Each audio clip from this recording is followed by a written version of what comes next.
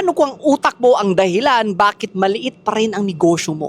Hindi dahil sa market yan, hindi dahil sa competition, pero ikaw. Ang tawag dito ay psychological wallet. Yan yung limit kung hanggang saan ka lang komportable humawak ng pera. Mapansin mo, yung 1M, sobrang laki na pera sa'yo dati. Pero ngayon, normal na lang. Dahil yan, lumaki ang psychological wallet mo. At kailan siya lumalaki? Nung nagsimula kang bumili ng mga mamahaling bagay, mag-hire ng mas maraming tao, mas malaking expenses at mag-invest ng mas malaking amount. Habang lumalaki ang kaya mong gastusin, lumalaki rin ang kaya mong i-handle. Kasi ang negosyo, extension niya ng utak mo. Ikaw yung container. Kaya ang nangyayari ngayon, hindi ka makasingil ng mahal. Hindi ka makapag-offer ng premium. Hindi ka makapagkuha ng high-paying clients. Hindi dahil walang market, kundi sa isip mo, it is beyond what you can handle.